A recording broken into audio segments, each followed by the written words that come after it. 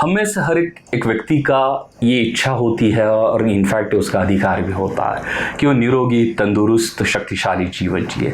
परंतु मित्रों, हमें पता है कुछ ऐसे कारणों की वजह से, और ख़ास करके जैसे वृद्धावस्था में मनुष्य की शरीर शक्ति कम होने लगती है और कई सारी बीमारियां शरीर में बनती है और वो बढ़ने भी लगती है। इसलिए हमने देखा है कई वृद्ध लोग जो है वो जीवन काटते हैं, जीवन जीते नहीं हैं। इसका महत्वपूर्ण कारण हम समझ सकते हैं मित्रों कि जो शरीर की जो शक्ति है वो क्षीण होने लगती है, कम होने लगती है।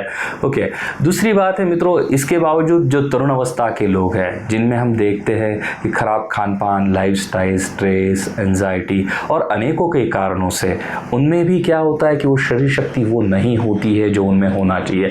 अकाल वृद्धपन उनमें देखने को मिलता है।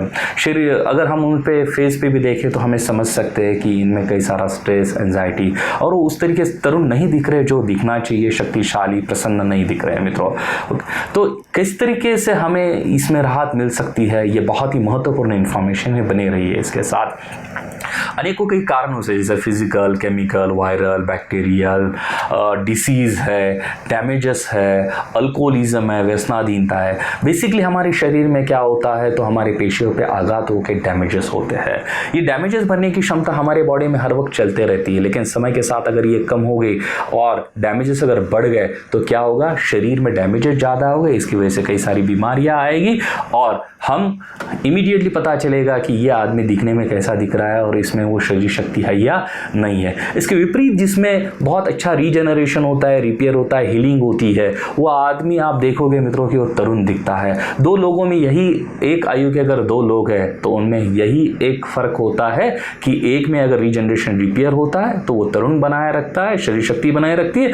एज कोई भी हो उसमें वो शक्ति होती है कि वो ज़िंदगी जीता है, लेकिन दूसरा उसके विपरीत वो ज़िंदगी दूसरा मनुष्य ज़िंदगी काटता है मित्रों। तो मित्रों क्या है कि जो हमें इसमें सबसे बड़ी सहायता प्रदान करेगा, तो इस धरती पे, इस प्लैनेट पे जो सबसे पोटेंट, प्रभावशाली सब्सटेंस माना गया, पदार्थ माना गया है, उसे कोलेस्ट्रम के जो इम्यून फैक्टर और ग्रोथ फैक्टर है वो कहे गए हैं। कोलेस्ट्रम क्या होता है, गाय और भैंस का जो पहला दूध होता है बछड़ा देने के बाद 24 घंटे पहले का दूध, उसे कोलेस्ट्रम कहते हैं। उसमें से low heat, low pressure, FBD और कुछ क्रिटिकल प्रोसेसिंग है, उसका heavy metal, pesticide, antibiotic testing, ये सभी करने के बाद उसमें से उसके immune factor, growth factor preserve किए जाते हैं, जिसको वो प्रोडक्ट में कंपोनेंट प्रिजर्व किए जाते हैं। तो क्या हो जाता है मित्रों, इसमें वो सामर्थ्य होता है कि मनुष्य में डैमेजेस कोई भी हो, किसी भी वजह से उसे जीरो बना के मनुष्य की न्यूनेस, रीजनरेशन, रिपेयर प्रदान करता है।